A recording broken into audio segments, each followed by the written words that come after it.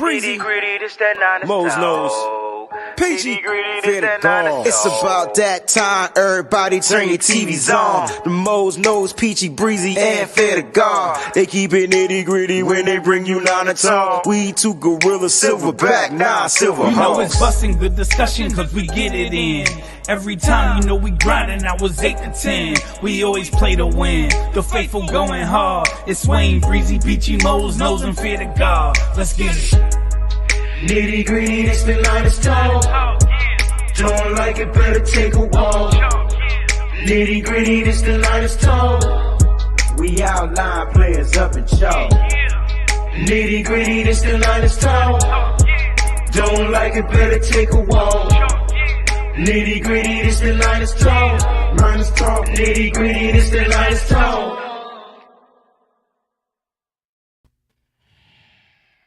We need a second. We need a moment of silence because this is crazy. This is crazy. What did we just watch? We watched the 49ers lose to a team that hasn't won at home, to a quarterback that is now 3 for 11 on Monday Night Football, who had probably the best game of his career against supposedly the best defense or a top defense in the league. Oh, whatever. He had the best primetime game of his career, that's for sure. He might have had the best game. I mean, he went to work on this 49ers defense. He beat them, literally.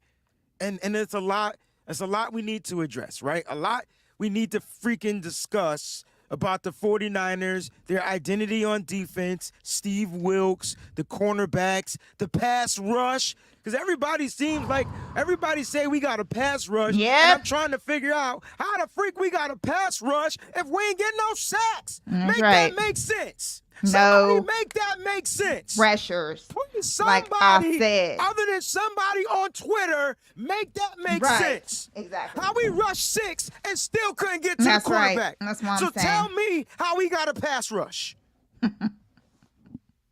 Please. Tell me how we got a pass rush, Peachy. I'm only talking to you because you're the only one here. I'm not yelling at you. I just want you to make sense. Make it make sense how we got a pass rush. I don't care about a pressure rate. I don't care about total pressures. Now we talking sacks on the quarterback. Yep. 0. That's right. 0 sacks. You know what I'm saying? And I have a big important question that I want to ask. Where the hell is Nick Bosa? He been missing since before that contract. His ass. Where is he at? Where is Nick Bosa? He should. I'm telling you where he is. His ass is still away from when he didn't get that. He should have been with this team from the beginning. God. Just like I said. Lord Oh, have he need a mercy. couple of weeks to get his legs. Oh, he need a couple of weeks to get in the football shape. Jesus. It's week mother freaking 7. Week 7.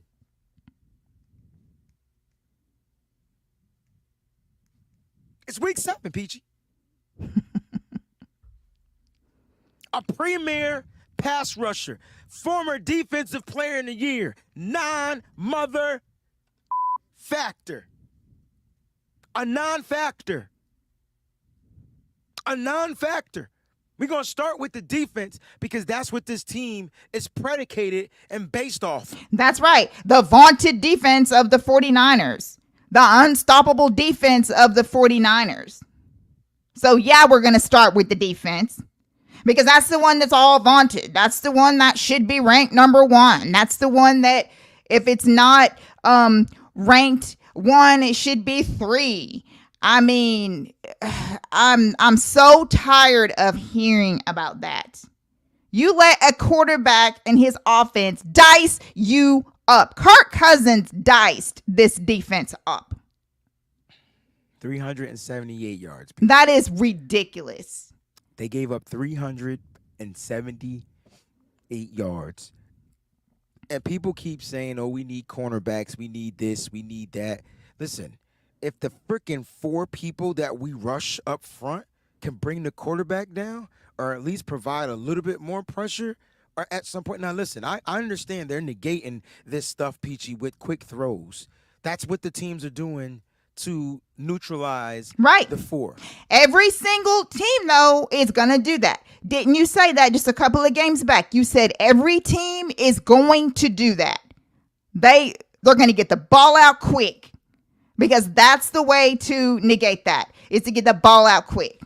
Because for some reason, this pass rush is not as nimble as it was and able to get to the quarterback. We can't get to the quarterback. We can't get to Kirk Cousins. It's because it has to be because they're getting the ball out quicker than we anticipate. Like, that's the only reason. And I'm not gonna go back and watch every game of 2022 and get the how long were the quarterbacks holding on to the ball. But in this game right here, before Cousins started throwing the ball down the field, which is what he wanted to do, he was getting the ball out of his hand quick. We saw screens. We saw the same blueprint the Cleveland Browns used. I thought I said that we were going to see the same blueprint. That's exactly what you said. Because it's a copycat league. Yes. So what the hell do you think Cincinnati going to do? Because we just let Jordan Exactly. Addison cut it, kick it, Yes. rip it. We just let Jordan Addison have a Yep. career day against a top defense. Yeah. Jordan Addison. So what's Jamar Chase going to do next week? And T. That's what I'm Higgins saying. and Tyler Boyd. Mm-hmm. I'm just saying, like, all right, let's focus on Wilkes. Because that's where it starts. Jesus. I know it. Terrible. I know Terrible. the players have to execute, but they're only asked to do what they're told. So there's a play call. So Wilkes not adjusting is an issue. Yep. I think Wilkes starting is an issue. I think I'm not complaining about the zone, but when you see, like Peachy said earlier, a quarterback dicing up the zone, I think you gotta find a way. Do something else. Throw a line. Where was the linebacker blitzes? Can you somebody tell me when we blitz one linebacker? Because I only know two linebackers that are worthy of blitzing. Do something else. You have to do something else. When you see this quarterback out here dicing up this damn defense, then you have to do something else. I only know two linebackers that blitz, and I didn't see one. Oh, Unless I missed something, unless I went to go pee, unless I went to go grab a beverage No, or something. you're right. I didn't see one linebacker blitz. And if Kirk Cousins was getting the ball out, why not put the linebacker right in his fucking face? Why not? Why not? Why are we playing 5-10 yards off the ball on 3rd and 12s? 3rd and 12? This is the second week in a row, y'all. Yep. The defense came out on fire. Interception. Mm-hmm. Fire. And then turned into And like it's a like pillar of after salt. that, it's just like, A pillar of salt, bro. Just like that. Snap of the finger.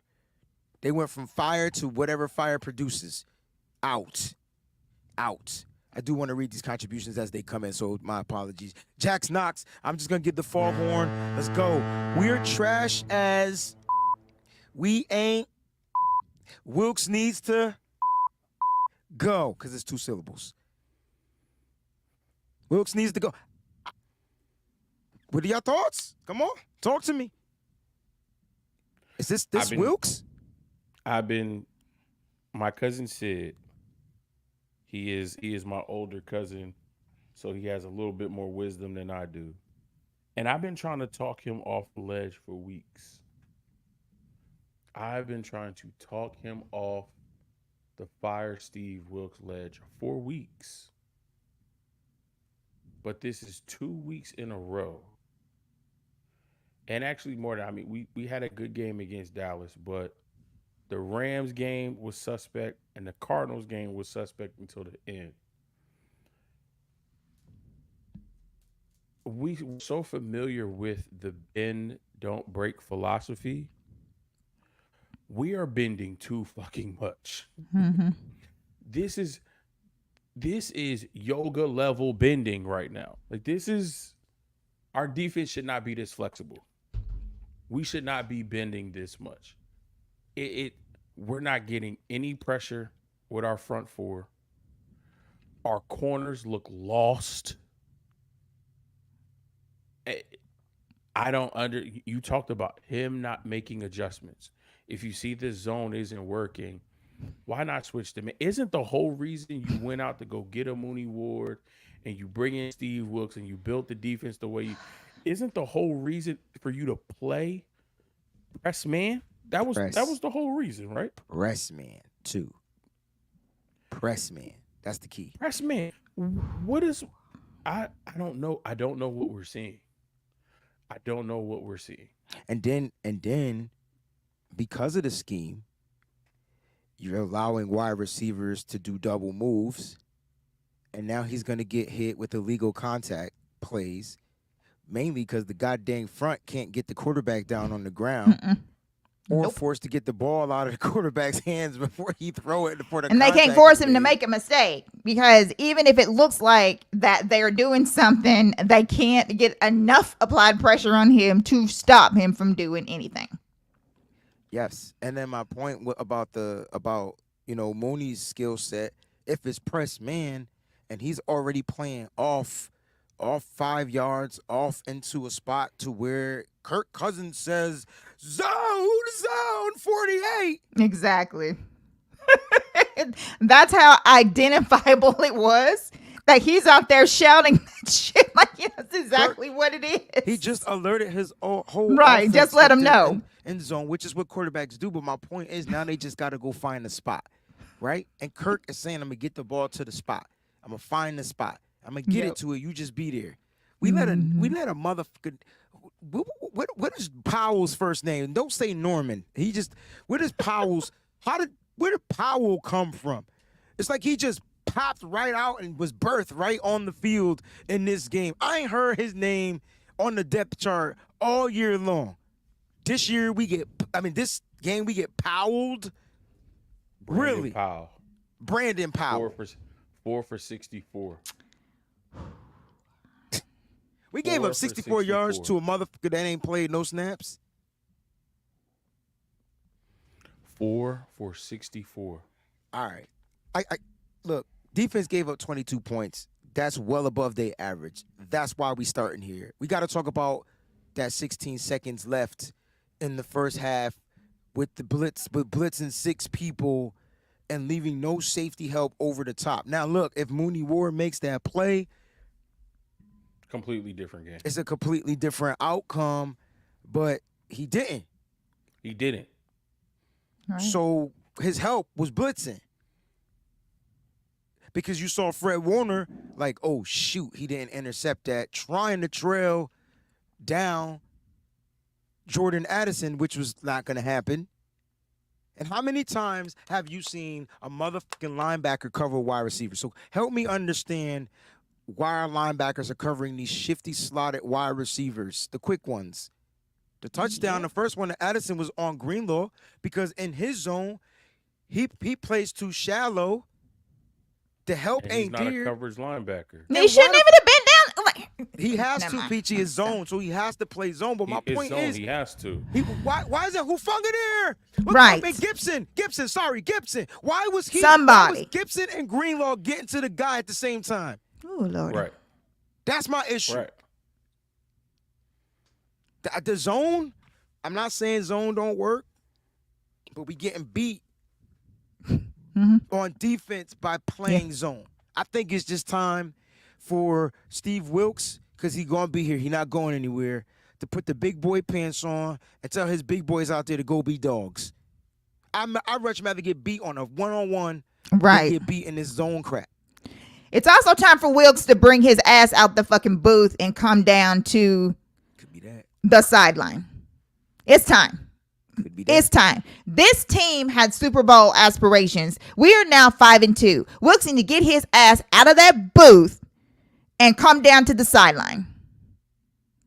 And Kyle needs to tell him tonight, you're done out of the booth. Because this is just, I don't know what it is, but whatever is going on, he needs to be front and center with his team at all times so he can talk to his defense and he can do what the rest of the coordinators down there. He needs to be right down there with them. It's time.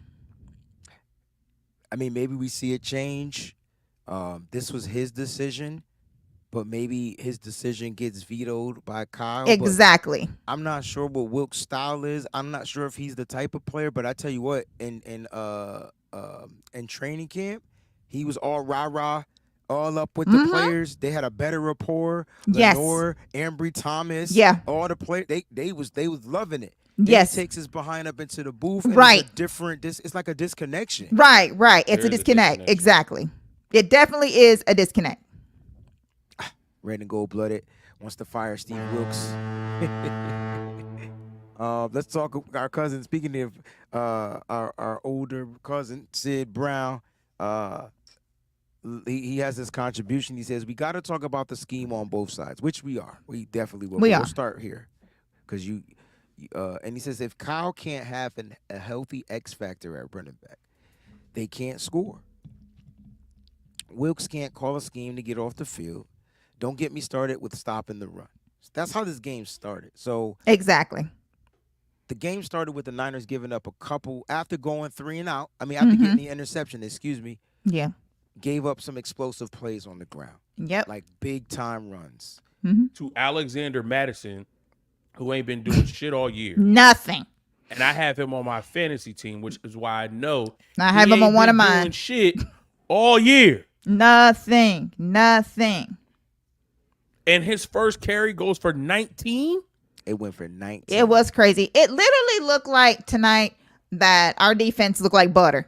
The way that they were just running through them. Like they were literally just sliding through this defense like this defense is made out of butter. I will say, to give the defense credit, that they adjusted on the run. Like they did make the adjustments in the attempts to stop the run. I mean, they only give up 74 rushing yards off 21 attempts. But they outrushed the Niners at 65 yards.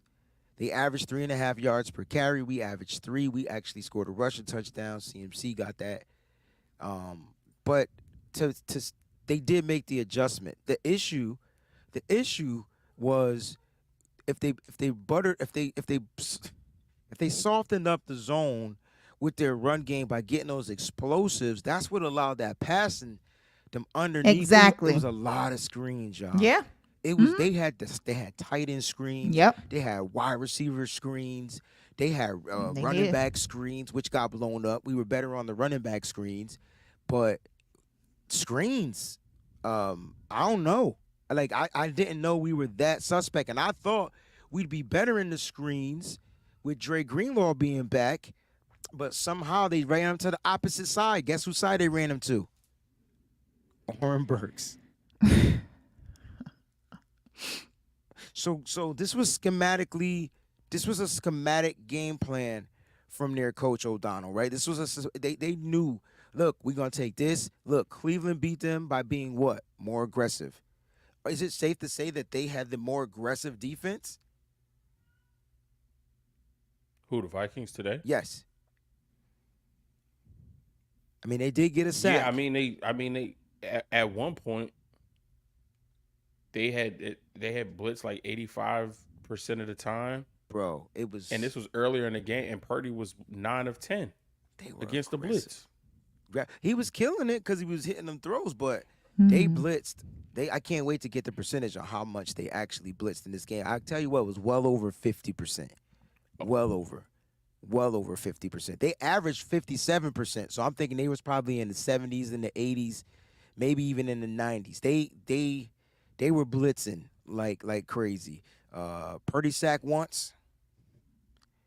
So that's something to talk about. But listen, we got to talk about the offensive scheme.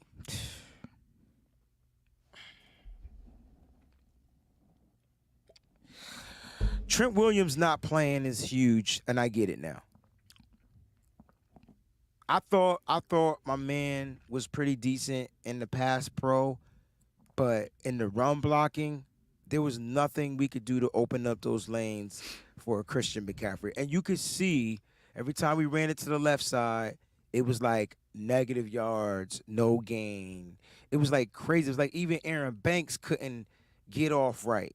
You know what I'm saying? Without Williams being there, maybe the space and the communication, something was obviously off and running the ball. But Christian McCaffrey still found a way to be a shining star somewhat. He scored the 49ers 2 touchdowns. So what could have Kyle done differently? Like, I don't know. Like what could he have done differently to help this offense move? I mean, Christian did have the first fumble. I thought that was huge. That was a scoring drive. That was a game changer right there. Right off the top. It definitely Gave was. him the momentum right Yep, back. sure right did. off the top. That's his second fumble on the season. They're saying that he's had 3. That's the second fumble he lost on the season. Then. Oh, got you. Okay. Yeah. That to me was massive. A Couldn't lot of get what Kyle Ayuk in the could end do zone. is if they're blitzing, we need to be utilizing the screen game as well. Yes. I don't understand. But when We you're missing, need to be utilizing Kittle in the screen game, we did it McCaffrey once. in the screen game. We did it once. Obviously, Purdy has his guys that he goes to, but where Ray McLeod didn't get involved enough. He until only had 2 3 minutes targets. in the fourth quarter. 2 minutes into the fourth quarter. No Ronnie Bell. Right. No Ronnie you go Bell. to Which is what Jennings. me and Breezy were like, where is Bell? He's not. He don't trust his rookies. So y'all got to start understanding that these rookies ain't gonna play much. That's the story. That's the message I'm getting from Kyle Shanahan. Like, it's gonna take some injuries. Yeah, but everything else is predictable then. If you don't have Debo in the game, Right. and you can't Exactly, Mose. throw him bubble screens or jet sweeps or run him out of the backfield to throw people off, everything is fucking vanilla and it's predictable. I don't know if it's predictable, but it's definitely vanilla. But my point is, that's the point. Like, Kyle says it can work. This is what we get. This is the product we get. I thought Brock would have been able to rip this ball, which he was. He was throwing the ball down the field. 2 costly mistakes. Listen, Sid, thank you so much for the contribution. 2 costly mistakes for Brock, which did Brock lose this game?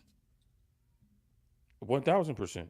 Oh, okay, I just wanted to make sure we kept the same energy. I just wanted to make sure this was that And- show. And Peachy talked about it, and a lot of y'all jumped on her. But she said Brock Purdy's not elite. And he further showed that today in this game. The first interception that he threw to Cam Bynum, again, trying to force the ball into Jawan Jennings, not seeing that he got bumped off of his route, throws the ball anyway, and right to Bynum. Right to Bynum. And why is that? Because, and the media is going to tear him up for this, because he's a system quarterback As they that should. is robotic at times. That because that is where the ball is supposed to go, he's going to rip it. And that's what everybody said when it was Purdy over Trey Lance, is that Purdy knows where the read is. Wherever Kyle tells him to go with the ball, he's going to go with the ball, no questions asked. Well, when defenses are playing you well and they're sending pressure and they're bumping receivers off the routes, you can't just throw the ball into no man's land. You cannot do that. And so where was that- the underneath routes on that? Like, where Right. was the other routes? Exactly. You mean to tell me Yeah. that was the only read in that play? That was the only read for that particular play. So based there was on no. the coverage that they were playing. So I can't wait to watch that all 22. So you're saying that there was only one read on that play? From what I saw, that was the only read. Because he And had if there, time and, but to but throw but it. Yeah. if there was another read, well, I won't say that was the only read. That was the number one read. Dang. And because that was the number one read, and it should have been there, Brock just threw it, and was just anticipating that Jennings would get to the spot. Right. And what messed him up is earlier he did the same thing.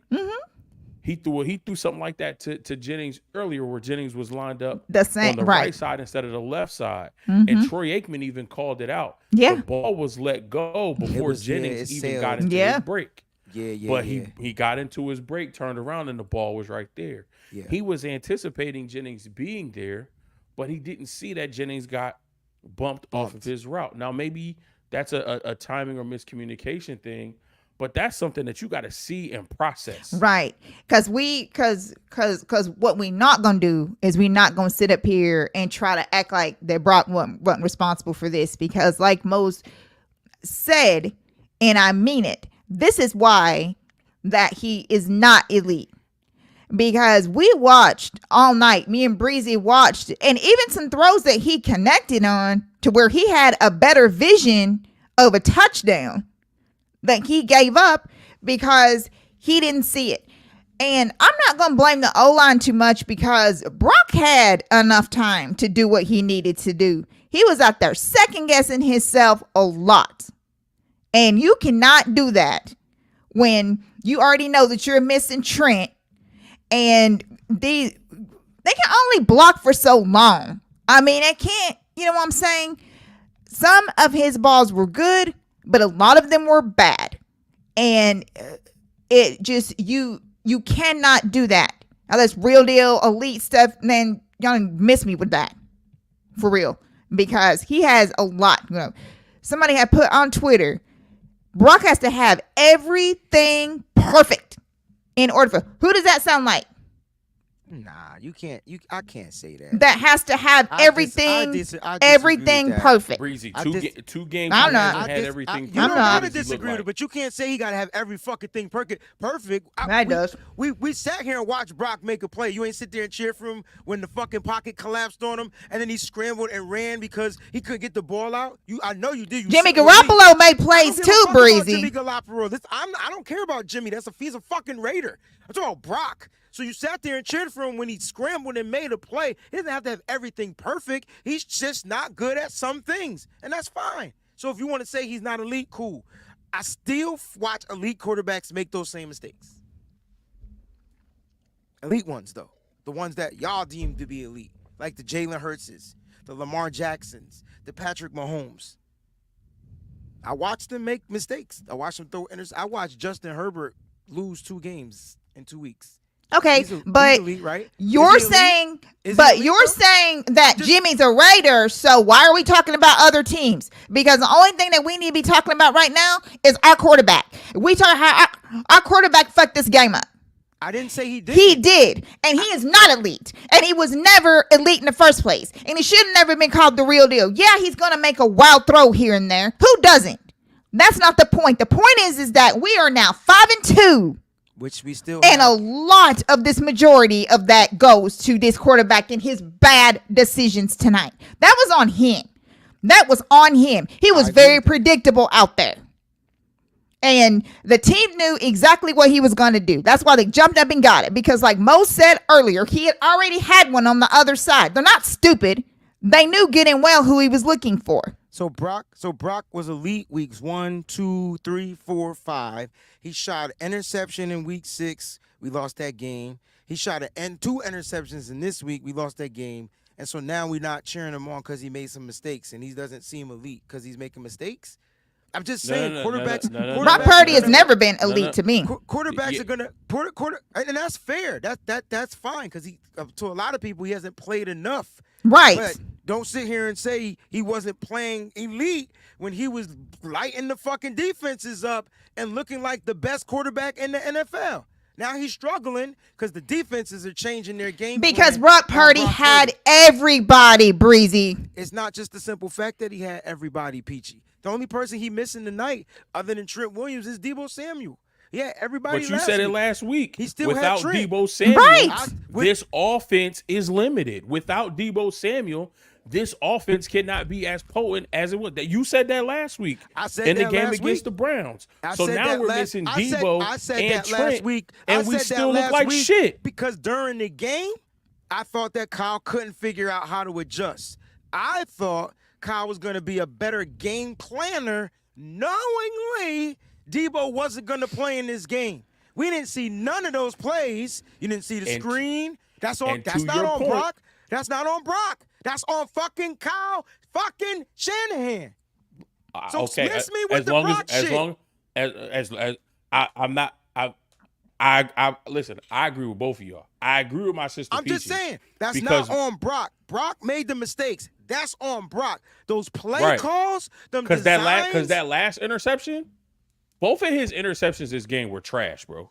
I Both agree. of them. Those was on Brock. Both of them. The first one where he threw it right to Bynum, and then the second one where he's scrambling, stepping up in the pocket, throwing off. Like, bro, what are you doing? That was he was trying to. You he don't was need trying to do that channel extra bullshit. He Like, did you that trying to do some pirouette side shit.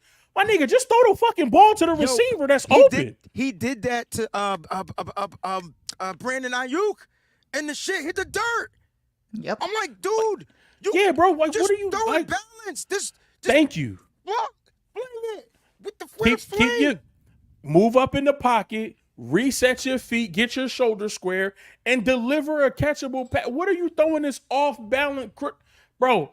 I don't need to see none of that right now. It's you Yeah, know I don't what's want to crazy? hear about Patrick Mahomes and the sidearm shit and what Josh Allen can do, and oh, Brock can do this and he can do that and he can do. I don't need to see all of this shit when we got 45 seconds left and no fucking timeouts. You know Either what's you're going crazy? to move up in the pocket, find somebody open, and deliver them a catchable ball, or you're going to use all that open lane because they're blitzing, scramble for the first down, get back to the line, spike the ball, and go back at it again. Like, I'm not giving Brock any slack because he's the starting I'm not quarterback of the giving San him Francisco slack. 49ers. I'm not giving him slack. I'm just saying he gotta figure out how to make those throws. Like Brock make those throws. His receivers, Jawan Jennings, tonight might have been his leading receiver, Brandon Ayuk and George Kittle. Those who call all his passes. Kittle right? was 5 for 78 on 7 targets.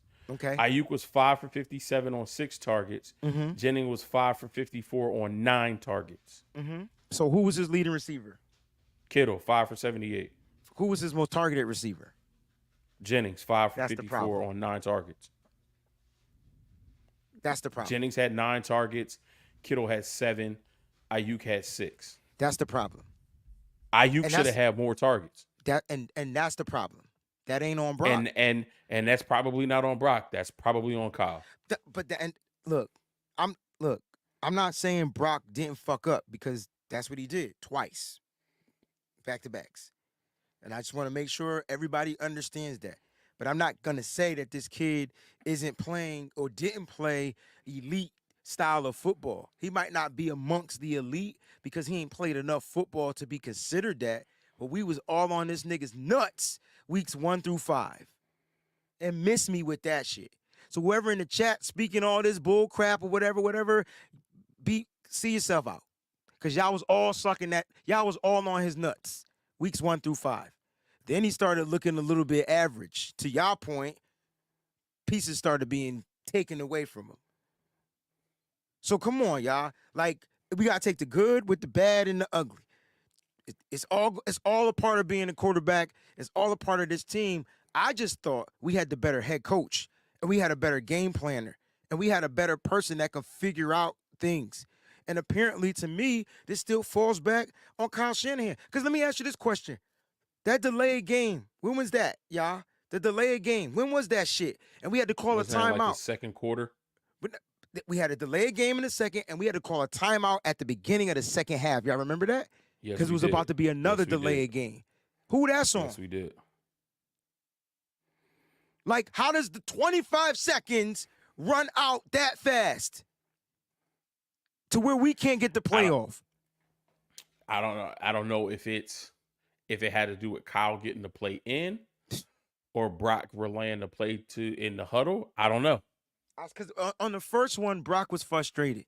So I wonder how much of that was on like the players not just getting it right away, or people having to be lined up so they didn't get called for illegal procedure or some bullshit. I wonder if that was that.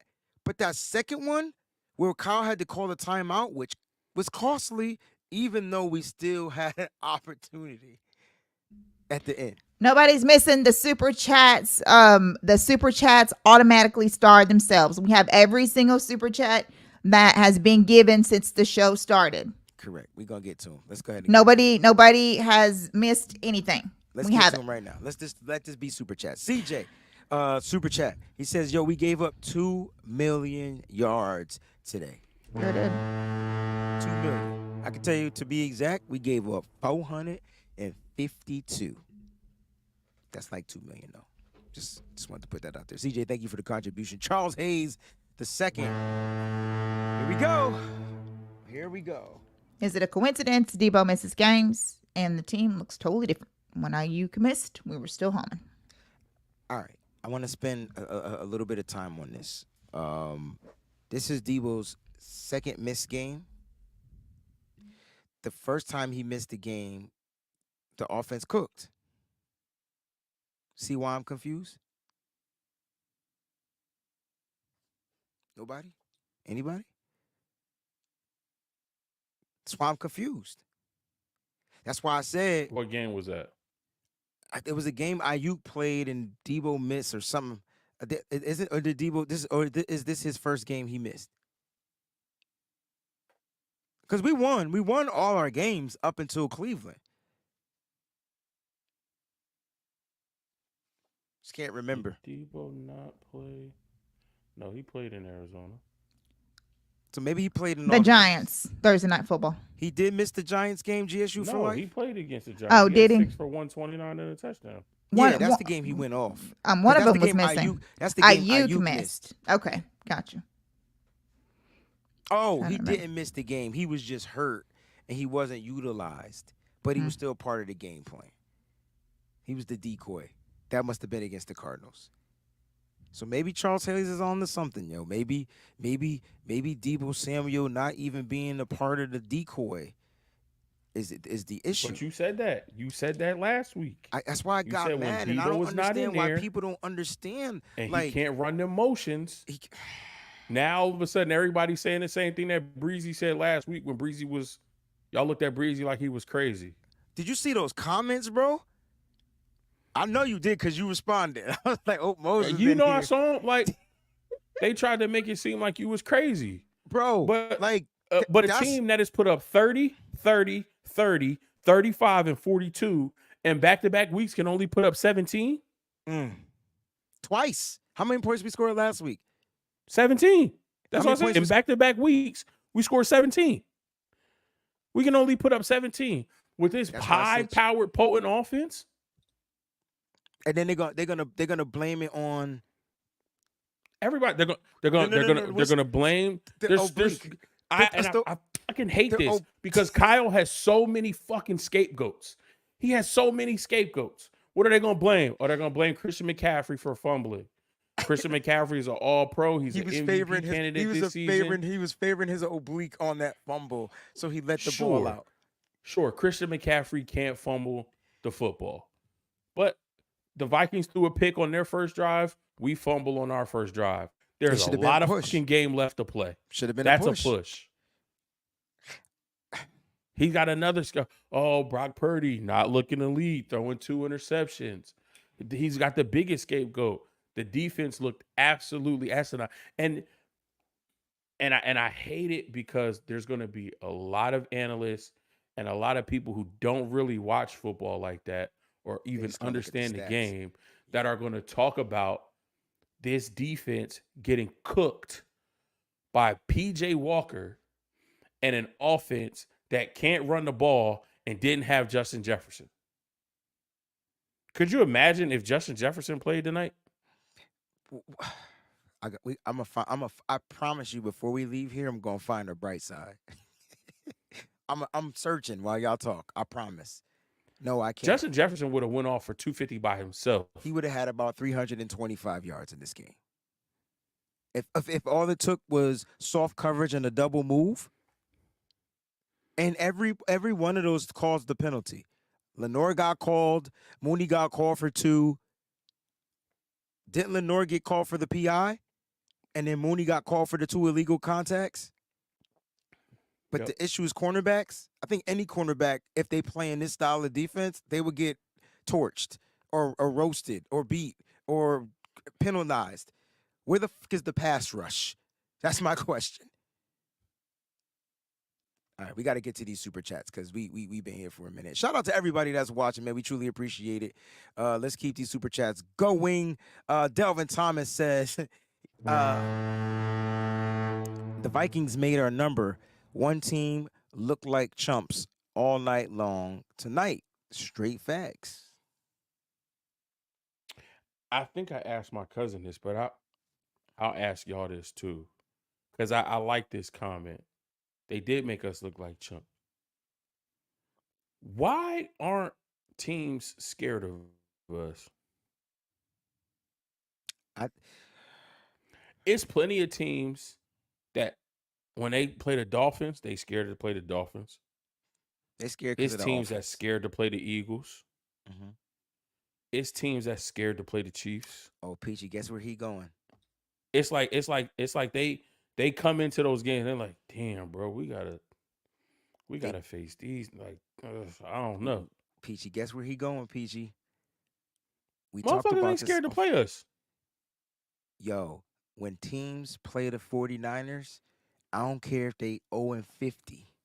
They gonna give. It's like they get a battery in their back. Yo, they get the Radio Shack supercharged, unleaded, pure, super They got the nano cell Energizer Bunny lithium ion every time. Peachy. double We just door said cell. this. Like, they play us and they got a battery in their back.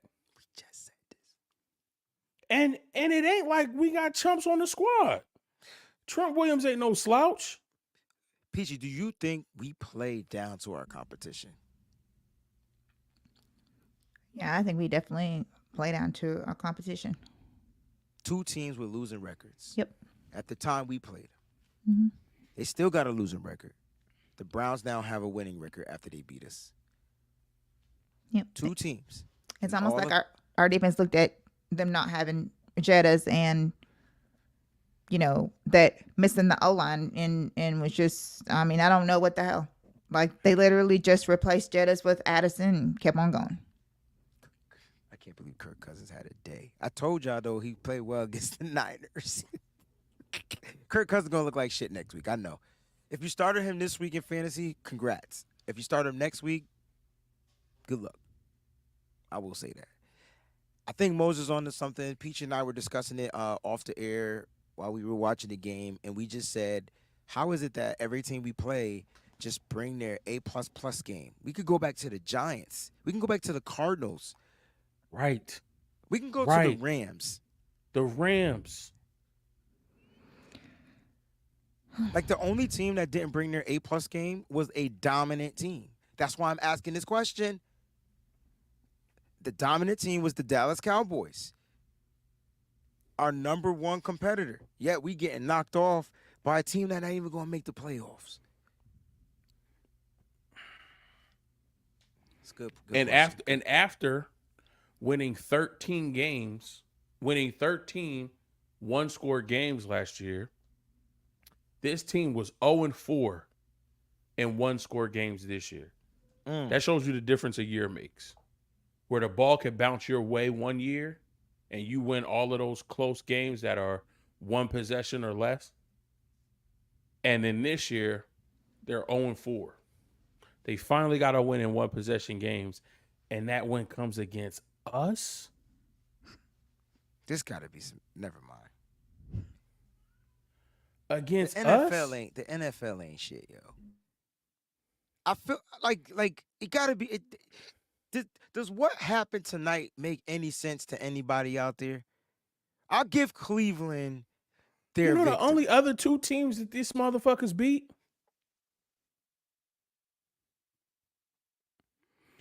Do y'all know the only other two teams this Vikings team beat? And they barely beat them. They beat the Bears by 6 and the Panthers by 8.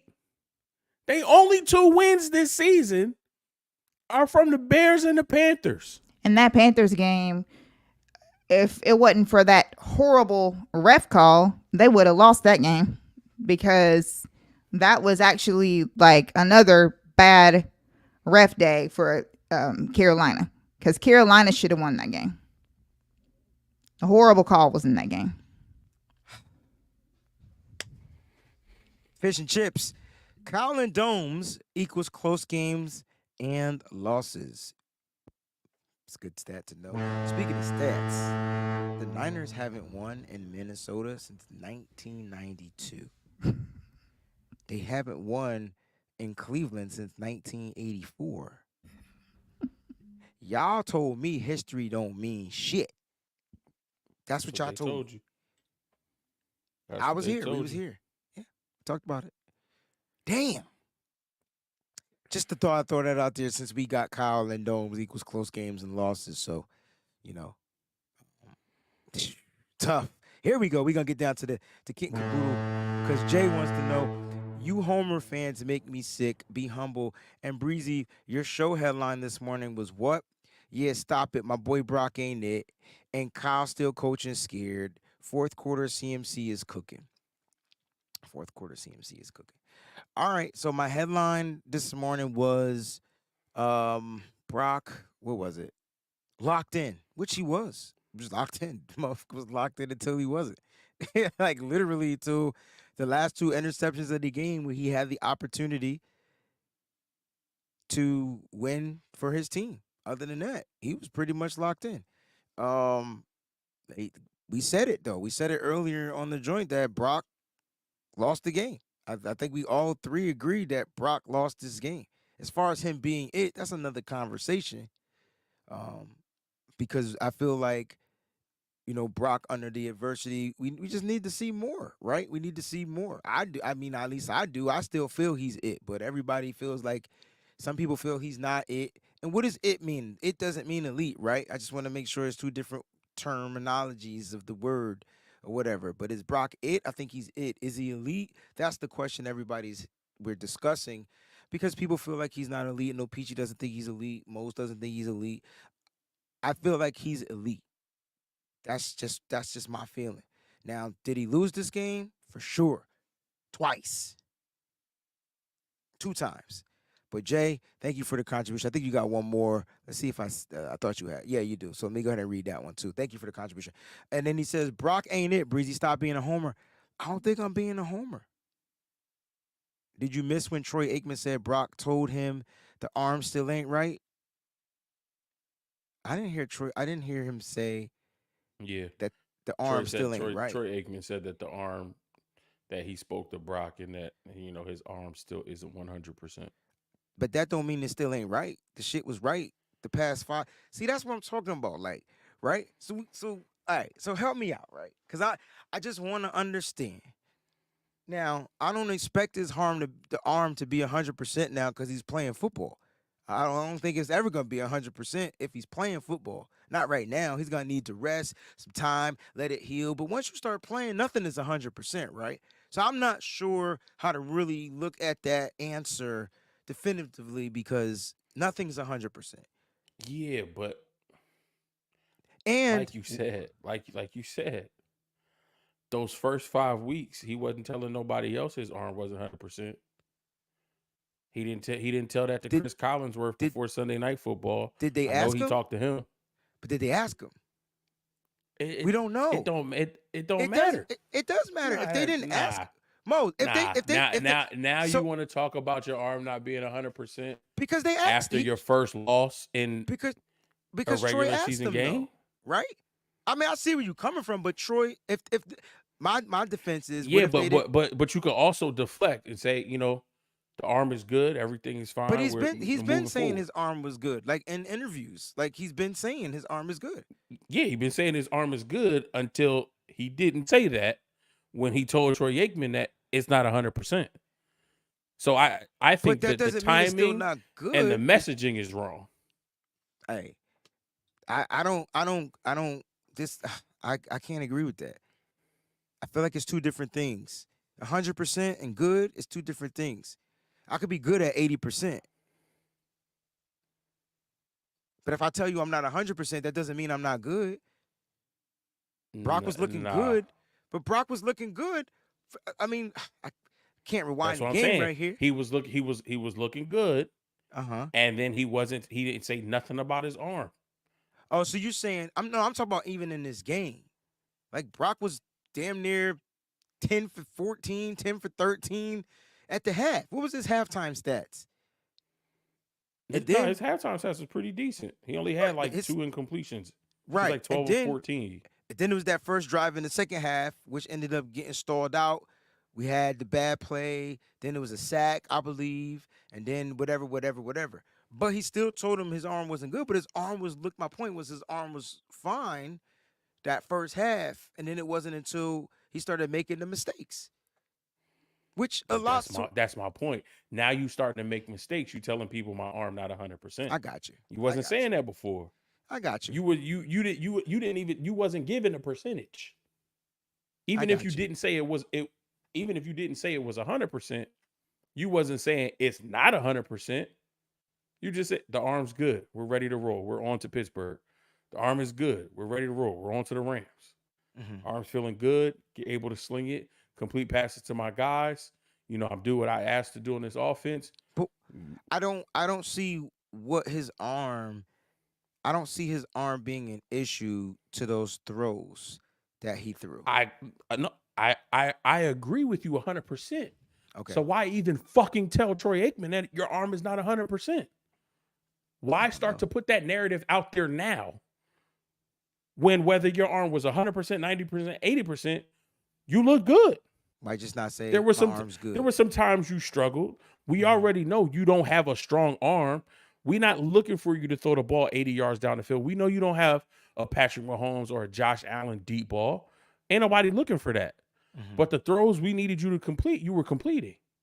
So whether you were at 70, 80, 90, or 100, you wasn't telling nobody else before Troy Aikman that your arm wasn't 100%. Now all of a sudden you have a bad game. You throw your first interception. You don't score 30 points. Everybody been calling you 30 Purdy. Even I've been calling you 30 Purdy. You don't put up 30. You throw your first interception and you lose your regular season game. The arm not 100%. Just the timing. I thought The last timing week and the messaging around a lot of this shit the past 2 weeks has weird. been pissing me off. Yeah. Because Kyle Shanahan's like, oh yeah, the game against the Browns, we knew it was going to be that type of game. You know, we wanted that type of game. I wanted that for my... Careful what you motherfucking asked for. Because now you done got that shit 2 weeks in a row and you can't adjust. You done got that 2 weeks in a row and you still can't find a way to put up 24, 27, get back to putting up 30 points like you did for the first 5 weeks.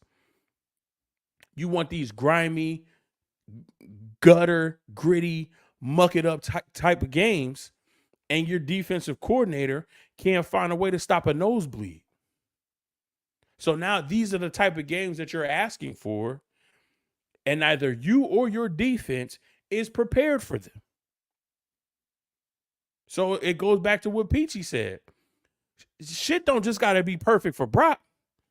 Shit got to be perfect for Kyle. Defense got to force more than one turnover. Defense got to put you in good field position. Special teams got to put you in good field position. Or the offensive line has to be blocking, and Christian McCaffrey has to average 5 yards a carry in order for your play action to work. Debo Samuel can't be hurt, and he's got to run motion in order for you to do what you need to do. When shit ain't perfect for you, you don't know what to call on offense. So be careful what you ask for, Kyle, because what you said, what you thought was going to happen to get your team prepared for the end of the regular season and the playoffs, y'all don't look too prepared for that. Y'all don't look prepared to get punched in the mouth. And you know what they say, you find out what you made of when you get punched in the face. 2 weeks you got punched in the face, and you ain't swinging back. You know, in our households, we couldn't do that. We couldn't walk back in the house and say somebody punched us in the face. Well, what did you do? Nothing. I just want to say that I think that what pissed me off and probably has got me so angry is this team was supposed to be so mad because of the way they looked against Cleveland, and we didn't pull that game off. and how bad we looked. They were all supposed to be just mentally in that place where they was just going to go out there and just handle business and take care of this team. And I was duped by that. I was duped with the fact that this defense is not able to get this damn team off of the field on third down. How many third down conversions did they have? Like, dang. Like, what happened to all that? This defense was supposed to be getting these teams off the field. They punted when? In the fourth quarter? Wasn't their first punt in the first quarter? Yep. That's ridiculous. Yep. That's so embarrassing. 13 on third down. I mean, Kirk Cousins converted a 3rd and 16 or something like that? A 3rd and 16, a 3rd and 12, a 3rd Dang. and 13, I believe. I think that's what's got me so mad. It's like this team is supposed to be fired up. And first of all, Wayne Breezy's show that he had where he said Brock was locked in. I didn't say one time that Brock was not locked in. That's not what I said. I just don't know where it was as far as the team as a whole. Brock Purdy is my quarterback, but if he screws up, I'm going to talk about him screwing up. When he does well, that's good for the 49ers. I don't hate Brock Purdy. I have no hate. I've seen that in there a lot. I don't hate Brock Purdy. And I've been over Trey Lance since he became the ops. Because he's not a 49er. And if you're not a 49er, then you can jump off of a bridge for all I care. Especially when you go to the Cowgirls. So my whole thing is he made mistakes. And people that sit up here and act like they don't want to own that and they're trying to find other ways to get around that, saying, oh, it was just a really good defensive play. I don't want to hear that.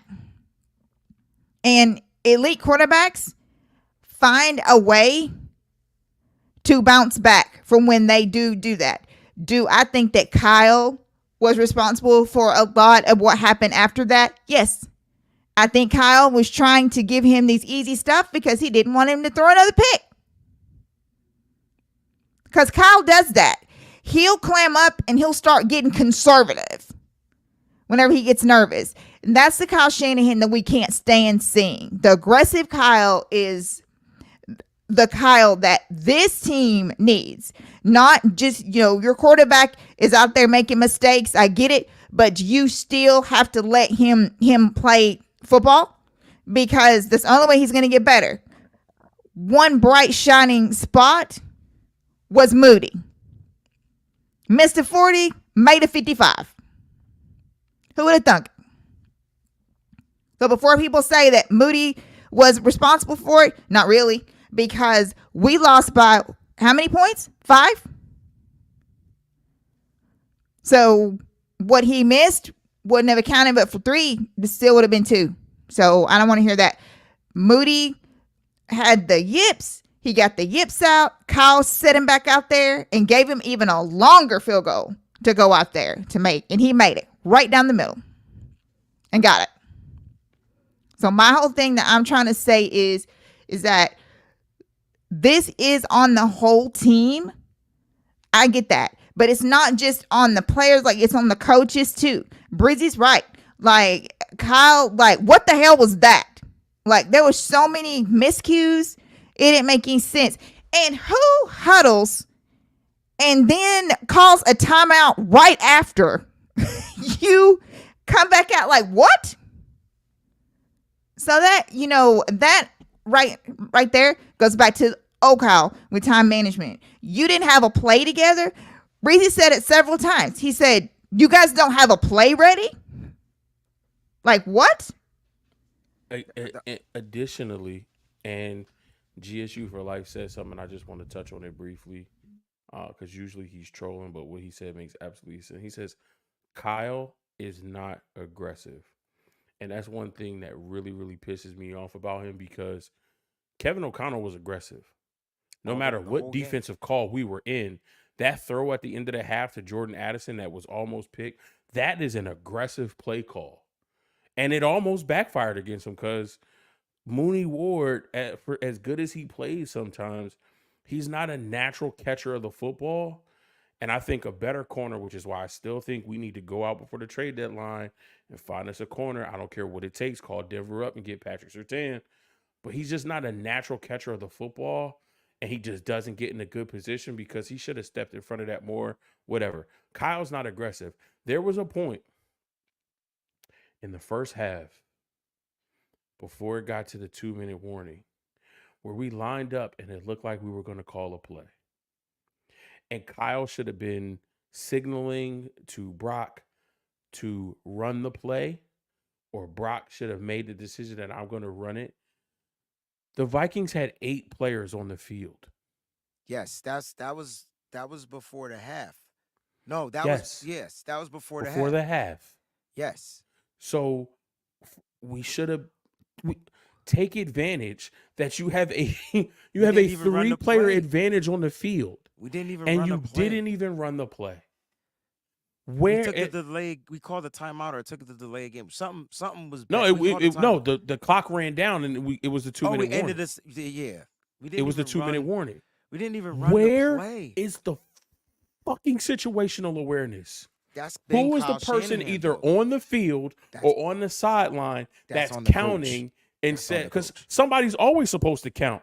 Because what That's if on the there's 12 coach. men on the field and the ref doesn't see it? You got to, they got 12 on. So let me- Somebody's always supposed to count. So who's the person responsible for saying, hey, yo, they We only got- got 8 on the field right now? I got a question, right? Because we got a delay game in this game, right? So how is it that the defensive player knew that shit and we didn't? That's the play that Jake Brendel got put on his asshole because the defender saw the clock go to 0 and he took off. Mhm. So how is it that the defender, don't tell me because he looking dead at the big ass play clock. No, that's probably it. But what you're saying is, who the fuck on our side was looking at the Was play looking clock at the that's play in front clock. of us? That's what I'm saying. Like, how So does that so happen? so when they're looking at the offense, there's a play clock behind the offense that they could see. But on the flip side, because everything has to be equal and everything on a football field is symmetrical, there's the 50-yard line, and what's on one side of the 50 is the same as on the other side of the 50. Can that So be- if they looking at a play clock, we on somebody the flip side, there's a play clock for us to be looking at too. you play Madden, right? Of course. Do you ever get any delay game calls? I hate this year's Madden because the No. clock Just is answer the question. crazy Don't give me no fast. stipulation. Yes. Me I'll too. give No, I- me too. Because I'm saying that to say this. But you want to know why I get them? Because you're trying to make adjustments to your play. I just be fucking distracted. I end up doing something else. I'm looking at the computer or something. I think the Niners get distracted and they just forget. And the play clock does move a little bit more accelerated than it did Madden 20, 23, Yeah, 22. for some reason, the It's play just clock is like, faster. hey, yo, hurry up. Nick. I brought that up to say I wonder if they're just distracted and not really paying too much attention to But that then play who does clock. that? But then who does that The fall on? coach, bro. The coach. Exactly. For whatever reason, and if some of the fans or some of the people are saying that the 49er fans and that the faithful fell for fool's gold the first 5 weeks, so does it seem, so did the motherfuckers in that locker room. Ooh, there's gonna be some good stuff this week. And Kyle being one of them.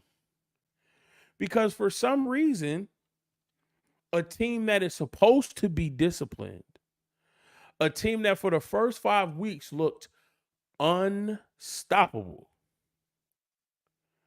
the past 2 weeks have been some of the shittiest, sloppiest football I've seen from this team Yep. consecutively in a long, long time. We're not focused. And maybe because those first 5 weeks were so easy for us and we're putting up 30 and our defense is good enough to keep teams under 30 that we were winning.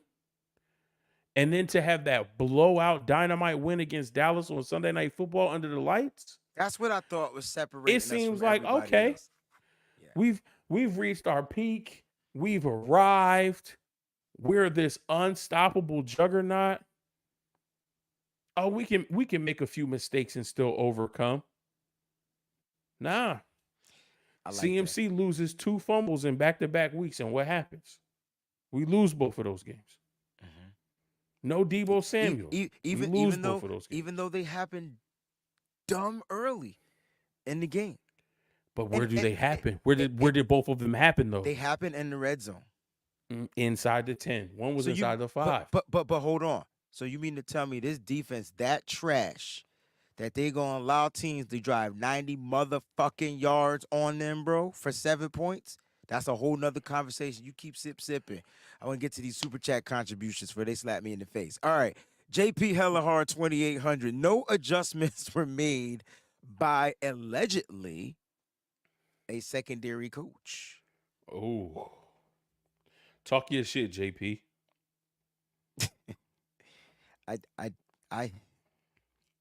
None. There's nothing I can say. No adjustments were made. None. I watched the nickel get beat. I watched the cornerbacks get beat. And I watched penalties. And they gave up a couple of explosives. What was the point of bringing in Isaiah Oliver? I have no motherfucking clue, bro. And the Niners are stupid as fuck for not re-signing Jimmy Ward. I don't care if he was 90. You should have brought him back and let him play safety. Because I think Oliver was brought in to be versatile, and I thought he was brought in as a big nickel. That's what he was brought in for. Specifically, tight ends to help cover tight ends. Freiermuth scored on us. He wasn't out. Yes, he was. No, he wasn't. No, Freiermuth got the only touchdown in Pittsburgh. Yeah, I don't think Oliver's on the field. That was on Greenlaw. But what I'm saying is, that's what you was brought in for. To be a big nickel and to help negate some of these tight ends, to allow our backers to be a little bit more free, roam sideline and sideline, and to hunt like they do. I think the issue is his lack of skill set. So now I guess who has to overcompensate again? Our linebackers. Who seem to be declining. I wouldn't say they're declining. I would say it's specifically because these past 2 weeks, our defense can't get off the field and our offense isn't able to sustain drives. Funny. Wright was a monster again. Led the team in tackles. He was all over the place. Yeah. But you want him to do all of that and then chase around running backs, wide receivers, and tight ends? He's overcompensating, bro. And then he got hurt. So nobody want to talk about that. Dre Greenlaw coming back off of an injury. 10 tackles, baby. We already talked about him in coverage against the Cardinals and what they did to him in that game. You put him in coverage, in zone coverage against Jordan Addison? That dude, we have. I need to sit down with a defensive-minded coach and just let me know what am I seeing it wrong? Because that's what I'm seeing. Now I know that there's supposed to be safety over the top, but if the miscommunication, or if the communication is a miscommunication, that's part of the issue too. Because Gibson on that touchdown was playing too shallow, like damn near linebacker spot. And Greenlaw still beat the motherfucker to the wide receiver. Why is my linebacker beating the safety to the wide receiver? And so I Fish and Chip says Wilkes cost us the 6 before the half. Easy take for the L. I think that right there, y'all. Peachy, I know you're tired. I think that was the punch in the gut. And I thought that was going to be too hard to overcome, even though we had 2 opportunities to do it. But that punch, that right there, before we got punched in the mouth, but you take the body blow, it cause more damage on the inside. You box, you take the hits on the face, yeah, you gonna look bad. But you take them hits to the body, you might be bleeding on the inside. Like that right there was the punch to the body. And a thing about those body punches, sometimes it take a second for that shit to kick in. To kick in. You could get hit and be like everything good, and then 10 seconds later, you go, oh. And I feel like we did what we needed to do. Offense struggling, CMC fumbled inside, the 10-yard line. Did what we needed to do. Held them to 10 points. Got down, got a touchdown, 10-7. Not that much time left. We get the ball coming out of the half. If we punch it in, we up 14-10. If we don't punch it in, but get 3, now it's 10-10, 0-0. Now we can go out there and figure out a way to kill their momentum, get our offense and defense in rhythm, and put the game in our favor. But them being aggressive and Mooney not playing that the way he should have played it and giving up that big play, like it energized that team, it energized that crowd. And like you said, we couldn't recover. JP Hellahard says Brock is responsible, which is what we, Peachy and everybody we alluded to at the beginning for this. And where was Ayuk? I mean, I would just say when his number was called, he was hitting. He had that one drop,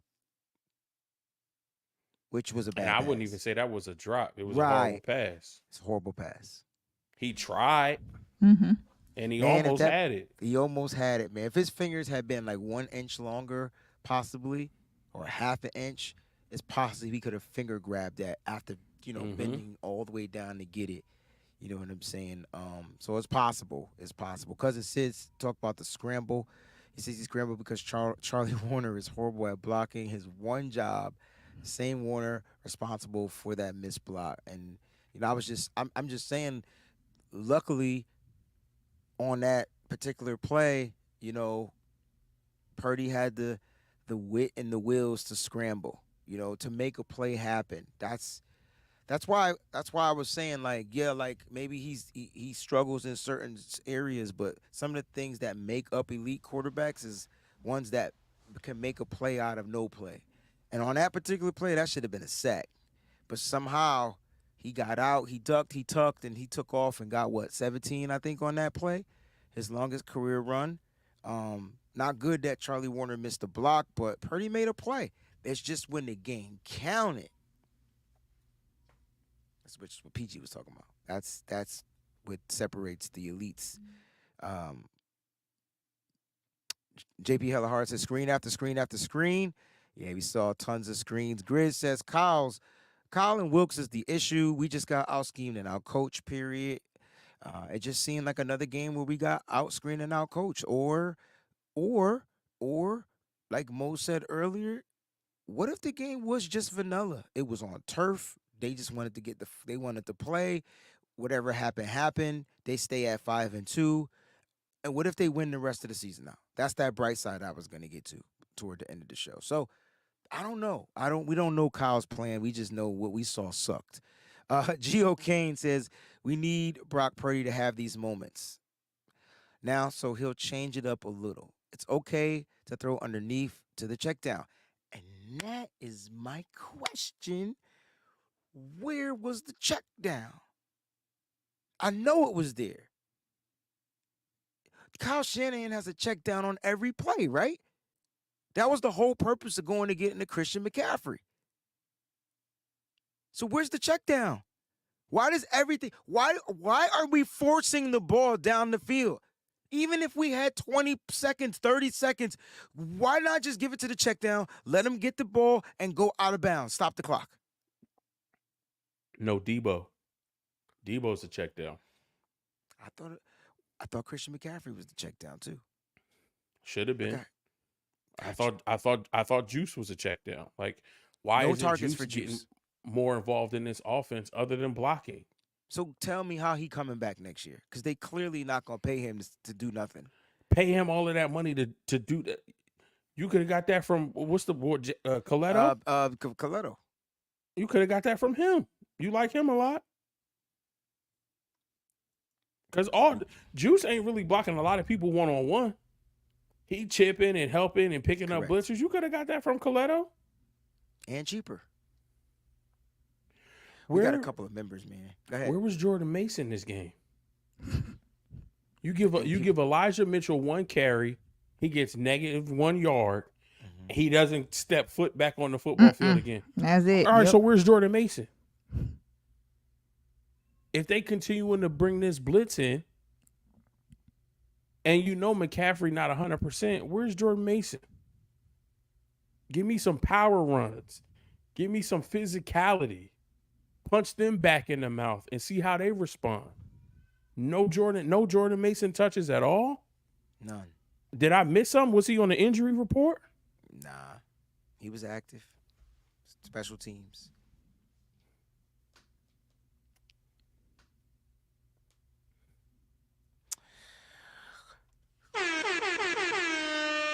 Six-month member Wilfredo, sorry. I know Purdy didn't play well, but I feel like that the defense let us down. Cousins looked like that superstar out there. He had like 50 pass attempts and not one sack. It's not all Purdy fault. Have a blessed night, fam. And you know this is only Kirk Cousins' third win on Monday night. He's like 3 of 9 now.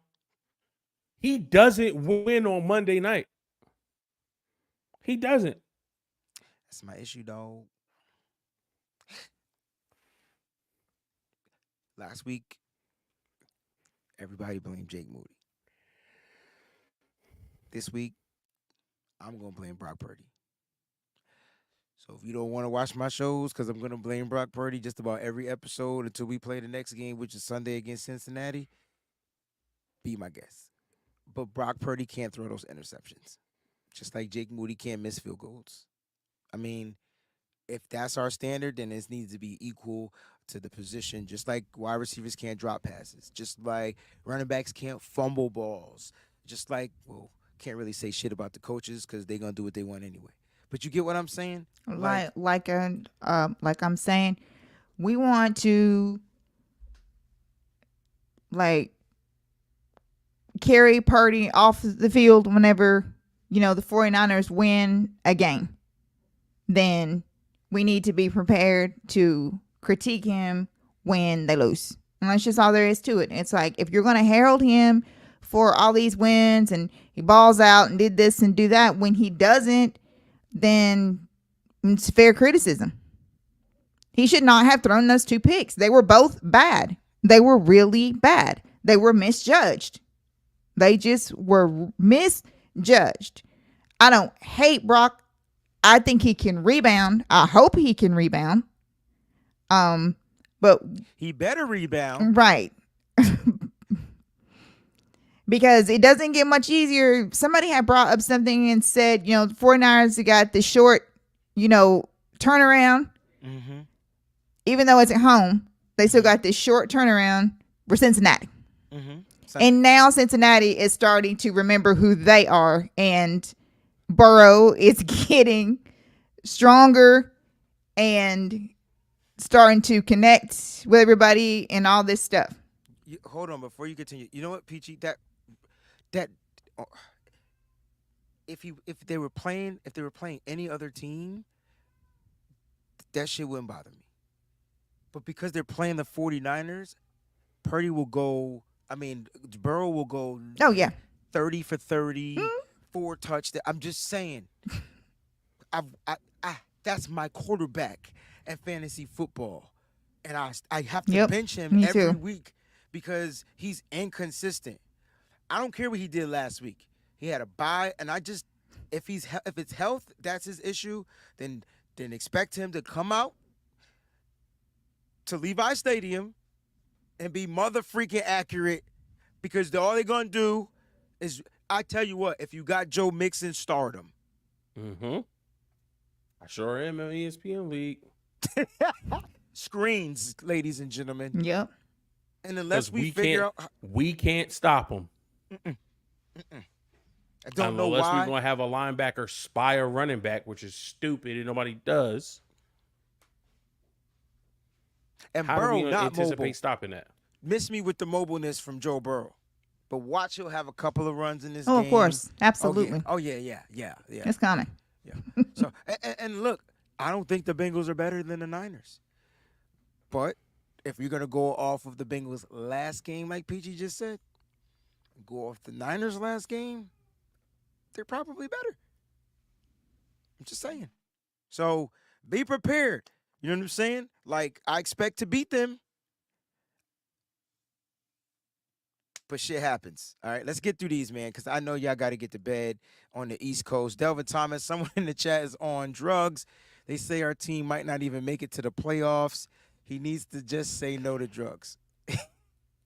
Listen, look, this is an overreaction show, Delvin. Thank you for the contribution. People are overreacting right now. I get it. They feel that the team just doesn't look good.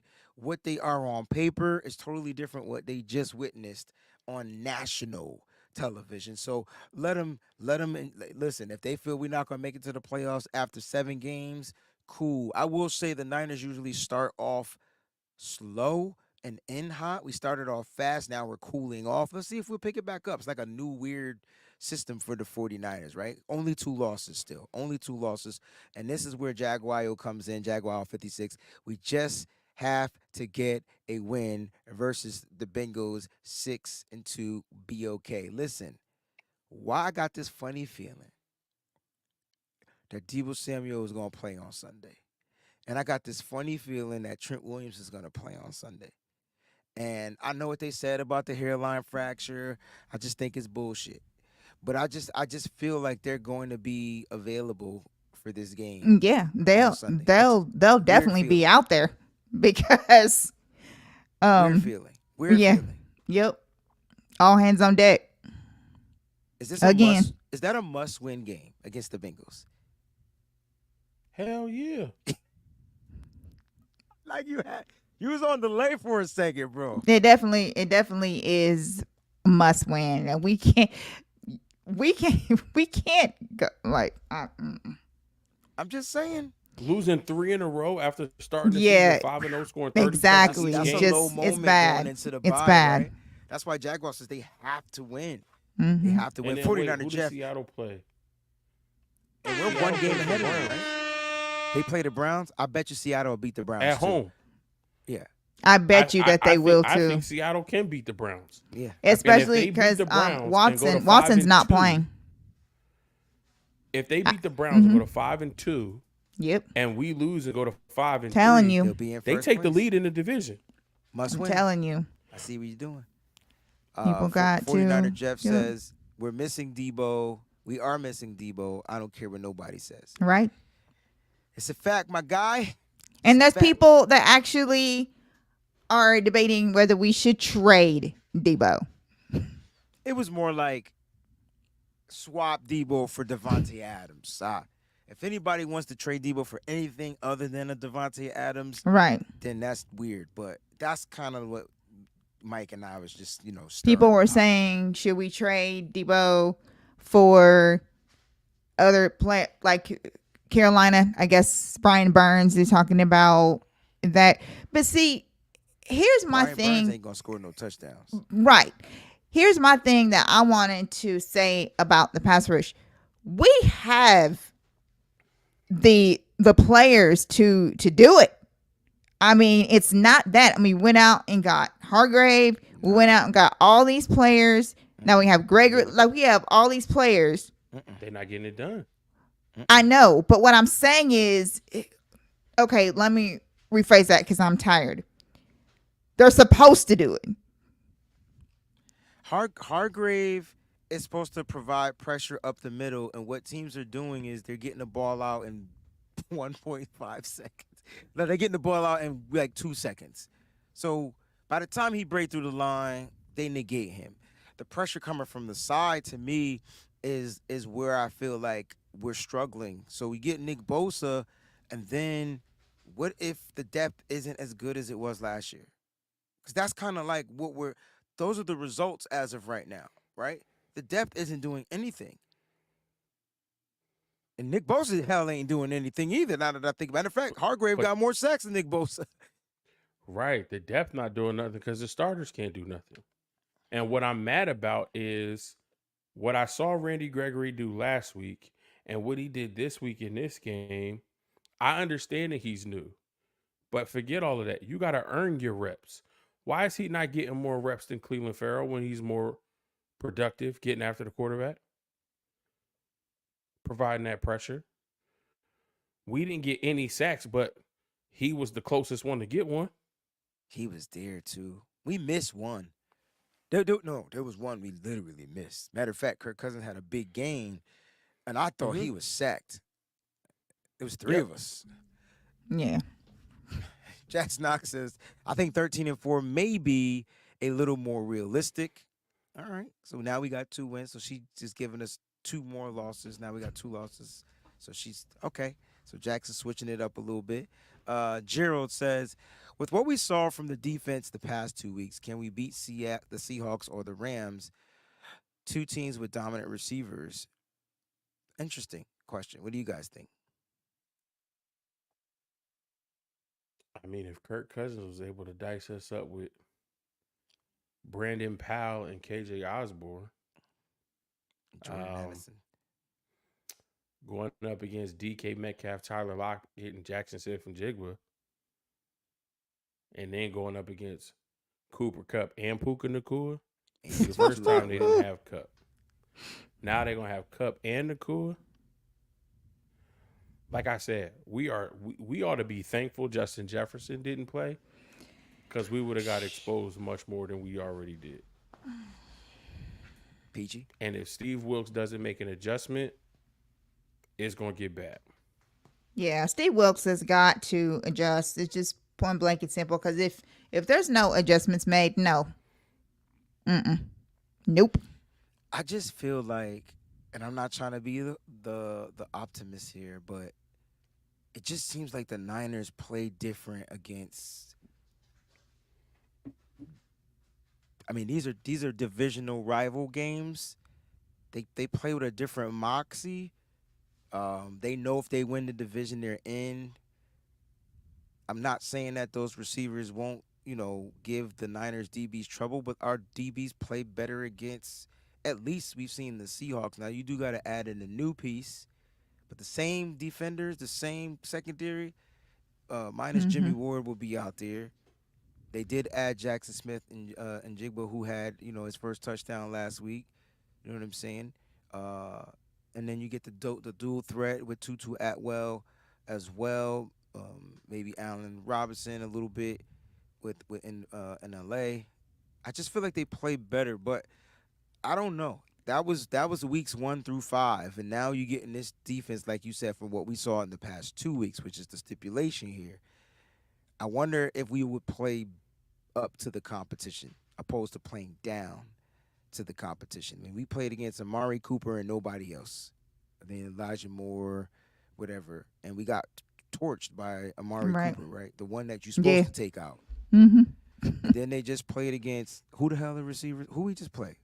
We played against Jordan Addison, a rookie, who I just didn't think was gonna have a game, right? Had the game. The rookie had the game. We knew it wasn't gonna be KJ Osborne. And I think Brandon Powell, I don't know where he came from. Again, he just dropped out of the sky. But the secondary looks atrocious. I think the defense as a whole look atrocious. I think our linebackers are overcompensating, and I think that's why they're giving up so many points. We've seen this before. So they got to figure it out. Fernando, love y'all. We made Kirk Cousins look like Brady. Vikings offense ain't good, according to stats, and our defense made them look really good. Unacceptable by Steve Wilkes. Yeah, a lot of people are going to give Wilkes some trouble. 49er Jeff wanted to throw out our contribution, and we appreciate you, bro. He says, without Debo, the offense is just easy to figure out. This is what you were saying, Mose. Get all the playmakers involved. Where's Ronnie Bell? This defense is suspect. Hella pissed off. You were at the game, too. I apologize. Man, I'm glad I didn't go to Minnesota because I would I would have probably burnt down the Prince mural or something like that. I would be upset right now. This is crazy. But Mose, you said it. Um, it was easy to figure out, and that's why Brock struggles because he's trying to force the ball without any wrinkles into the offense. Peachy, you was screaming for a trick play, something Mm-hmm. that the defense it would have caught the defense Some off guard. shake up. Right. Something. Something Yeah, that they but haven't seen. I know Kyle over there in his little book or whatever, he's got something over there that they don't know about. And that's what I was like, dang, throw that out. yeah, You know, to me, we needed this game for several reasons. bounce And back. Yeah, I really felt like that I was just waiting on Kyle to just put something out there just so that it would be different. It's something that they didn't see because it was really predictable tonight. They knew exactly what we were doing. second week in a row, though, Peachy. Yeah. Second week in a row. So again, we'll get to Diamond Dog Sports contribution, and then we'll go ahead and wrap this up. So maybe we're sipping our own Kool-Aid too much heading into this game. We play better as the underdogs now. Yeah, I like this. Yeah, I like this. that's And true. I like this. What if by design, like starting slow was the better way for us, so that we Right. always have a mark to press for. We start off fast. Yeah. Teams come out and punch us in the mouth. They come out more aggressive. Those are some of the words we use, right? Diamond Dog Sports, man, you on to something. But what's gonna humble us? Would it be 3 losses in a row? Well, according to Nick Bosa, he said that this game humbled him. He said the NFL will humble you real fast. So I'm hoping that as a leader on this team, we start to convey that shit. That like everybody was talking about us as the cream of the crop. We were on top of the NFL rankings for a couple weeks in a row. Facts. Now we probably done dropped out of the top 5, and people are talking about we lose to two. I don't care what you say about the Browns having an elite defense, They were a having a bad number team, 1 defense. hands They down. just gave up 38 points to the Colts in a game that they should have lost if Yep. it wasn't for 2 badass calls by the refs in the final drive to give them the go-ahead points. Kind of sounds similar to what happened last week, but Yep. that's neither here nor there. They're a bad team. And thankfully for the Browns, PJ Walker played against us, and it wasn't Deshaun Watson, because if it was Deshaun Watson, we probably would have won that game outright, because he looked terrible against the Colts Yep. and got benched. Mm-hmm. The Browns are not good. The Vikings came into this game 2-4. A bad 2-4 too, not just Not just the right, not just skimming by their chinny chin chin like 2-4, a bad 2-4. wins. Your only 2 wins come against a Bears team that has no defense, and Justin Fields is inconsistent as all hell, and the Panthers, who got a rookie quarterback. Those are your only 2 wins. And you come into this game and make us look inept? They All right. Donald's whoever. Deshaun Watson did not get re-hurt in that game. He got benched for his whack ass playing. I thought he got a concussion in that game, and then he went out. No, they tried to use that for an excuse. There wasn't nothing wrong with him. They say he got injured. He wasn't injured. He wasn't fine. injured. He was 'Cause he just out there bouncing up and down sucking. the side. He still had his pads on. He was bouncing up and down the sideline. Right. Doing all Yeah. kind of crazy stuff. He was He fine. was making good plays, high-fiving his teammates, talking to PJ. Yeah. Walker, helping That's him why I with the said offense. I thought he ended up getting like a concussion in the game, and then he got cleared, but they just didn't put him back in. No, because they were talking about that he was cleared and they and that he was great, but they were benching him for Walker because he wasn't connecting out there on the field. That's what they said. I don't really give a fuck. Anyway, the Niners they got to figure out how to win because they ain't even played Deshaun Watson. So fuck him. They just got beat by this guy, Kirk Cousins, who probably wants to be a Niner more than anything at this moment. He's probably telling Kyle, yo, I could really take it. You saw what I just did to your team? I could take your team to the Super Bowl, Kyle. And I just won in prime time.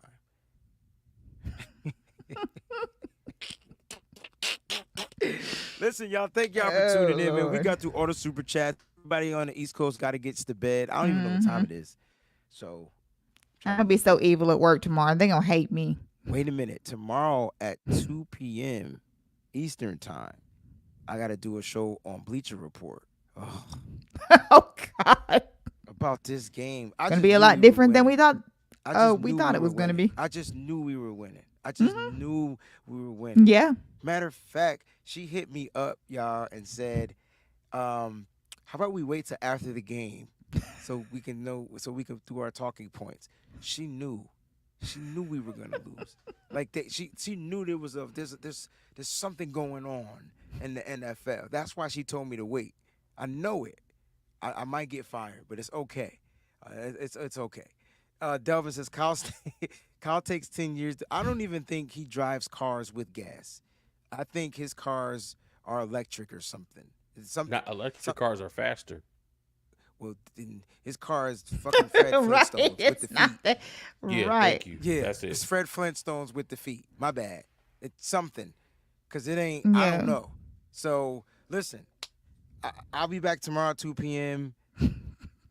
I'll send out the link for Bleacher Report. You can't watch it here. You got to watch it on the Bleacher Report. Yeah, and the people that are remaining in here, Wayne Breezy has this on Bleacher now. This is going to be a new staple that he's going to be doing on there. So please support him in the chat. The link will be out on all forms of social media, unfortunately. And he has Can we to say go a quick to- word of prayer so I don't say any exploitive words on Bleacher Report? Because this guy. Did I get them all out now? Because I'm smiling now. I think I'm okay. It's over. But I'm not gonna sleep. That's what's gonna happen. I'm not gonna sleep. Right. I'm glad that Nick Bosa feels like that. It's humbling because if you ask me, he's the one that should be humbled more than anyone. Nick Bosa sucks.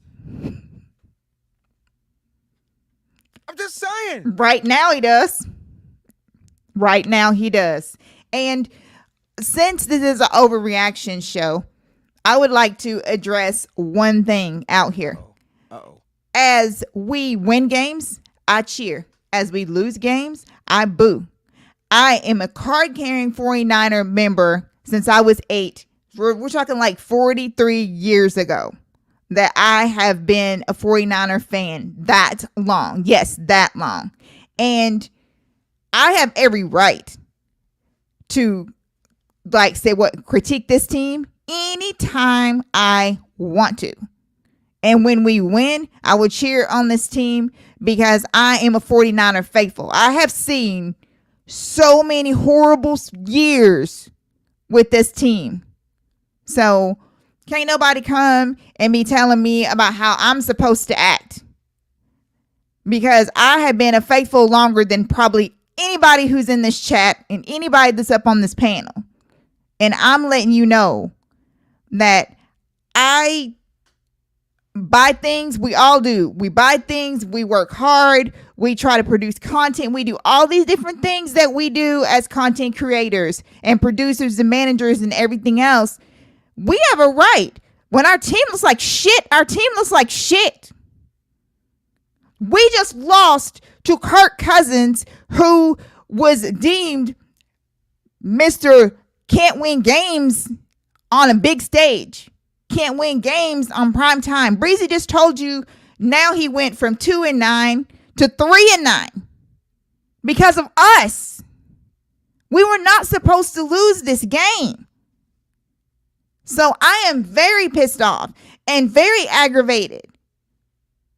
That's what we do here. We keep it 100. We may not get along with each other when we are talking about something, like we may have a different opinion about it, but at the same time, we all care. And know that we have the team that can win the Super Bowl.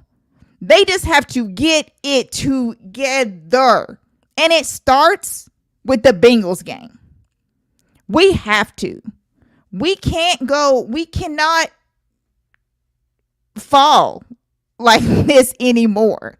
We have to be ready. Because I thought that we were mentally ready, tonight. So we have to really be ready. And Nick Bosa probably in his head was like, oh, you know what? They don't have Jefferson. They don't have, whatever. So let's just roll out here and get this win and then just keep on and then, get ready to practice for Cincinnati. But you can't roll over on anyone because any given Sunday happens and you never know when it's going to be your time. So you can't do that. You have to be prepared for anything. And Nick Bosa, yeah. We did years ago, we did this thing about looking, in the mirror to try to figure out what's wrong. He might want to do that. He might want to see what the problem is as a captain on this team. And Ralph, you're absolutely right. He did spend a lot of time on the ground tonight. And he got bullied. Yes, Nick Bosa got bullied tonight.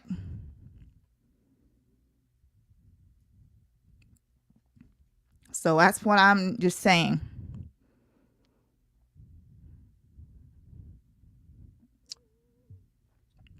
Mose, anything?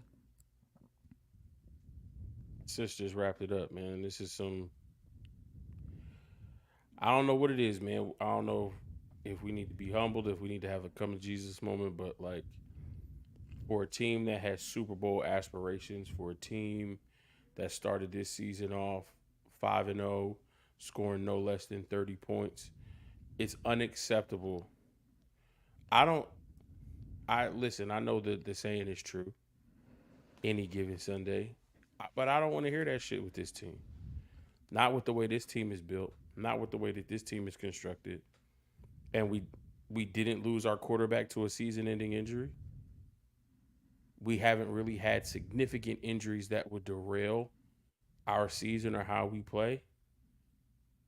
Losing 2 games in a row, knowing we have to stay step for step with the Philadelphia Eagles. We can only control what we control. We can only play with who's on our schedule. But at the end of the day, our record is going to come down to now. It really has to come down to that head-to-head game against them later on this season. It really comes down to that. Losing 2 games in a row after how we started to teams of this caliber. It's not like we played the Eagles and the Chiefs back-to-back weeks and lost. So losing to the Browns and the Vikings like this, unacceptable. And we got to get it corrected and get it corrected fast. Because the more tape we put like this on the field, the more teams will continue to not be afraid of us. That's right. The more teams will continue to be ready to punch us in the mouth every chance we get. And we've shown that when we get punched in the mouth, we don't know how to hit back. I just feel like the 49ers are no longer the bullies and no one's scared of them. And I think that's the conversation we should be really having. Because there's no way you can tell me the bully gets bullied. The Niners are supposed to be the tone setters. They're supposed to be, if they give the team the ball on offense, that defense comes out there and sets the tone. That's what right. I can't figure out is how the defense set the tone and then the offense gets out there and it just gets stagnant. Like they turn the ball back over. They were moving the ball and then they turn it over and then it's just like they just lost the ghost. Look, the Niners just got to be better. They got to stop beating themselves. And I told you at the beginning of the year, the only way they're going to lose games is if they go out there and they literally beat themselves. Right. And literally, you did. They second guess themselves on defense. They're not playing in their right spots. I don't understand what we're seeing. the game started off with missed tackles. You want to know why those big runs? They were missing tackles. Yes, Lord have mercy. So at the end of the day, like the Niners, the reflection unfortunately won't come until the bye week, but they gotta fucking get to this bye week, and they need to figure out how to get to the bye week with a victory. At least that way they can be like, all right, whew. Like, you know what I'm saying? Like they could. The pressure is on them. The Niners just literally put the pressure on them. And I know being undefeated is more pressure. Trust me. Losing games like this? Yeah. It's unacceptable. It's just unacceptable. So, look, yeah, did the Niners get better in penalties? For sure. It wasn't 12, but it damn sure was like 6. It was still a lot. But it's still a lot. Like, it's still a lot. Like, you know what I mean? And so, like, at the other, look, and the Niners were out of position. They didn't make plays on offense. And at the end of the day, the quarterback turned the ball over twice. So I'm not just blaming the players. If you've been watching the show, you'll understand the coaches got to get their players in the right positions to win. So a lot of this goes on to the coaching as well. They need reflecting too. Unfortunately, it's not going to happen until they actually get a week off. But I think the 49ers they got to figure out how to band together. Where are the captains? Right. Facts. They got a lot of captains on this team. Yep. I don't give a fuck if the captains are playing or not. Get this team together and didn't the players say this ain't on the coaches? Didn't the players say that? Yeah. They said it ain't on the coaches. So I'm gonna need the captains to figure out how to come together, band together as brothers, and find a way to beat Cincinnati. Because that's what it looks like. They gotta find. You mean to tell me the most dominant team in the NFL gotta find a way to win? Yeah, it's crazy. That lets me know that the 49ers might not be the most dominant team in the NFL. No, because if you ask me, the Houston Texans defense is playing better than our defense is right now. Maybe right now, but like I said, at the end of the day, they got to figure it out. And so, you know, they just got to figure it out. Houston had a bye last week, so we'll see how they come out after they bye this weekend. But they got to figure it out. And so I need the captains to get those players together, have a players meeting, find out where to miscommunicate. There's a lot of stuff. It's coaching, but it's also players executing. It's twofold. Yo, thanks for tuning in, man. We got a lot of work to do tomorrow. I hope you guys enjoyed this Overreaction show. It was crazy. We had over 100 people in here all night long, up to 200 at one point. Yep. This is a big one. Unfortunately, the Niners didn't come out victorious. We'll do some breaking down this week and get ready for Cincinnati at home. That's the bright side. The Niners are undefeated at home. That's the bright side. That's the bright side. They're going home. They're coming home. They're coming home. So that's the bright side. Hold your head high, faithful. It's cool to react. It's cool to overreact. We'll figure it out. I guarantee you. Luckily, it's only 2 losses. Another bright side. 2 losses. Another 2 losses. Only 2 losses.